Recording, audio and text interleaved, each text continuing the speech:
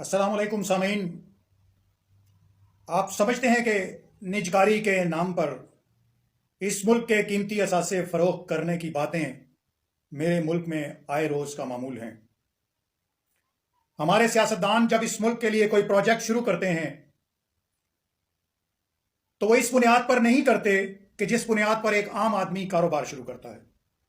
आम आदमी कारोबार शुरू करता है तो उसका ये मकसद होता है कि ये कारोबार, ये इदारा, ये ऑफिस, ये दुकान, ये फैक्ट्री, ये इंडस्ट्री जब मैं खोल रहा हूं तो इसमें से मैं अपने बच्चों का रिस्क रोटी कमाऊंगा।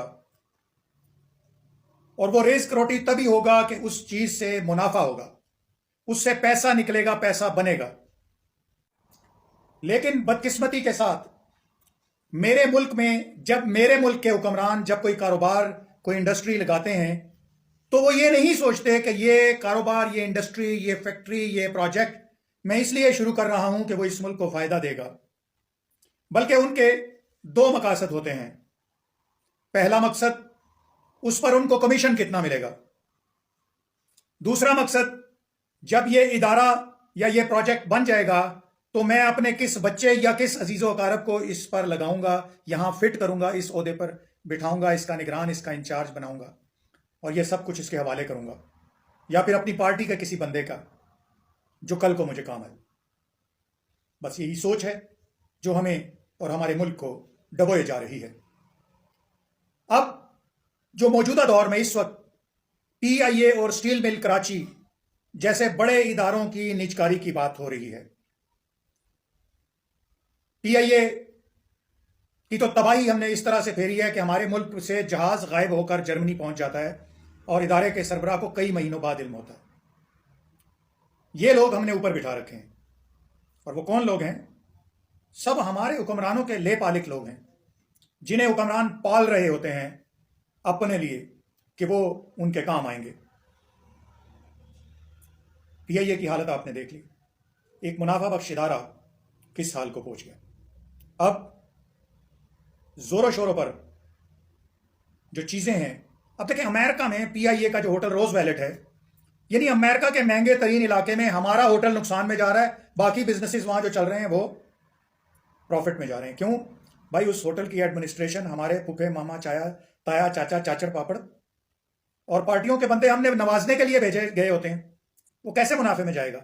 वो सब पैदागीर होते हैं। तो पंजाबी में कहते हैं कि जदों तुसी दुध दी राखी बिल्ला पा दोगे तो फिर दुध अल्लाह ही हाफिज़ है। अब कराची स्टील मिल की जो है वो निजकारी का फैसला किया जा रहा है। आप ये देखें कि कराची स्टील मिल की निजकारी, कितनी इसकी जमीन है, कितने इसके एसेट्स हैं और हम इसे किस कीमत पर फरोख्त करने जा रहे हैं। यह जुल्म नहीं तो और क्या है? आइए सुनते हैं। यह बयान कर रहे हैं कि कराची स्टील मिल की जमीन और उसकी चीजों की मालियत क्या बनती है। आपकी आंखें खुल जाएंगी कि कितने एसेट्स हैं और कितना सरमाया है, और सब इसको हथियाने की कोशिश कर रहे हैं। और इसके पीछे, इसके अंदर से भी कमीशन मिलता है।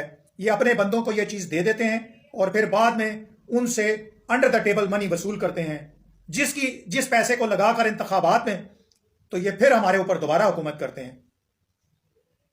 आइए देखते हैं कि स्टील मिल के बारे में क्या कहा जा सकता है कि उसके एसेट्स कितने हैं और उसकी मालियत उसकी चीजों की कितनी है। आइए देखते हैं। करोड़ पे डिपेंडिंग अपॉन एरिया पे फॉल करती है। यानी अगर 19,013 एकड़ को आप मल्टीप्लाई कर दें, किसी आम आदमी को भी दे दें और उसको बोलें कि 19,013 एकड़ लैंड को अगर मल्टीप्लाई कर दें, पाकिस्तान स्टील मिल के प्लांट की बात नहीं कर रहा, पाकिस्तान स्टील मिल के एसेट्स की बात नहीं कर रहा, पाकिस्तान स्टील मिल के जो इमूवेबल प्रॉपर्टी, प्लांट, मशीनरी, उसकी बात नहीं करता, उसके जो प्रोविंसेस में जो ऑफिस है उसकी बात नहीं कर रहा, मैं तो सिर्फ लैंड की बात कर रहा हूँ। हाँ, ठीक है। असल मसला पाकिस्तान स्टील की लैंड है। 19,013 एकड़ लैंड जो है वो उसकी फेयर मार्केट वैल्यू इस वक्त भी 19 खरब से 24 खरब रुपए बनती है।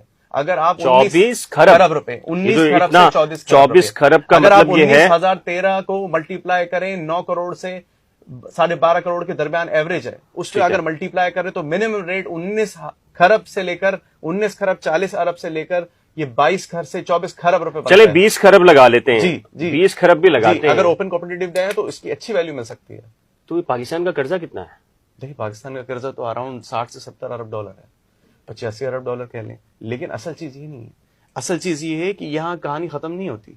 कहानी ये है कि पाकिस्तान स्टील मिल के सिर्फ ये एसेट्स नहीं है, पाकिस्तान स्टील मिल की आयरन ओर की कानें हैं, पाकिस्तान स्टील मिल की कल्लाकू के अंदर बहुत कम लोग जाते हैं कि वहां 10,061 एकड़ लैंड जो पाकिस्तान स्टील की आयरन और रिजर्व्स की कानें हैं। झंपीर के अंदर 844 एकड़ लाइमस्टोन डोलोमाइट की कानें जो ब्लास्ट फर्नेस में काम आता है। मकली के अंदर 9,800 एकड़ की कानें हैं। ये हुकूमत पाकिस्तान और पब्लिक फंड था जो पब्लिक के पैसों से बनी, पब्लिक के 17.56 अरब रुपए से ही बनी, इसका पेडअप कैपिटल था। और इस वक्त उसके असासों की मालियत जो कम अज कम है, अगर उसको फॉरेंसिक ऑडिट के जरिए ऑडिट किया जाए तो प्लांट की जो इन्होंने एवरेज लगाई वो $700 मिलियन, वो अलग है। लेकिन अगर फेयर मार्केट वैल्यू लगाई जाए तो जमीन अलग है, प्लांट अलग है, और ये मालियत पाकिस्तान स्टील मिल की एक्चुअल मालियत, उसकी स्टील कॉर्प्स अलग है, पाकिस्तान स्टील फैब्रिकेटिंग कंपनी अलग है। ये सब डिक्लेयर की जा रही है कि टोटल लॉस है। पाकिस्तान स्टील मिल का कर्जा 229 अरब रुपए है।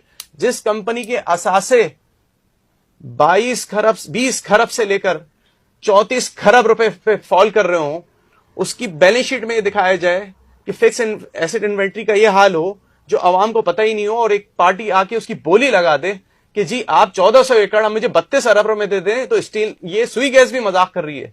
ये 43 बिलियन की मजाक नहीं कर रही, इसके पीछे बड़ा पैसा लगा होगा, पीछे 1 अरब पैसा लगा होगा ना, खरब सबका कमीशन होगा इसमें। ये 1400 एकड़ जमीन 1 खरब 40 अरब रुपए से ऊपर की बनती है, जिसकी 43 बिलियन रुपीस बोली लगाई जा रही है। पाकिस्तान स्टील मिल का कर्जा 229 अरब रुपए। अच्छा चले हम बात करते हैं जी। स्टील मिल जो निचकारी हो रही है वो टोटल कितने में हो रही है? देखिए, दो चीजें, ये बड़ा इंटरेस्टिंग इशू है। 3 अगस्त। अच्छा, ऑडियंस में आपको ये बता दूं कि ये एक जो केस ज़ेरे समात है सुप्रीम कोर्ट ऑफ पाकिस्तान में और लेबर कोर्ट में, वहां पर तारिक मंसूर एमक्यूएम जो एम्प्लॉयज यूनियन है, यूनाइटेड वर्कर्स पाकिस्तान, उसकी नुमाइंदगी कर रहे हैं और घंटों आर्ग्यूमेंट्स किए जा रहे हैं इस केस में।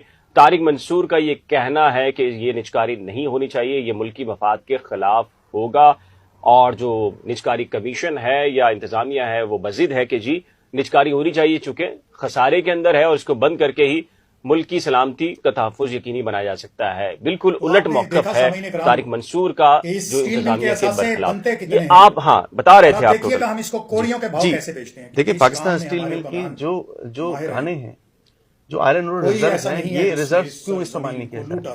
दूसरी बात मैं आपको बताऊं, जून 2015 से Pakistan steel mill close down कहा जा रहा है। एक आम आदमी ये समझ रहा है कि पाकिस्तान स्टील मिल क्लोज खसारे में 2008 के अंदर जिस स्टील मिल के बैंक अकाउंट्स में अगर 25 अरब रुपए एजीपीआर की रिपोर्ट्स में आपको दिखा सकता हूं। मेरे सामने ऑडिटर जनरल पाकिस्तान की रिपोर्ट्स हैं, ये मेरी रिपोर्ट्स नहीं है, ये ऑडिटर जनरल पाकिस्तान की रिपोर्ट्स हैं। ये ऑडिटर जनरल पाकिस्तान की रिपोर्ट्स हैं। ये कह रही है कि इस स्टील मिल के असासे की जो है ये प्रॉफिटेबल थी।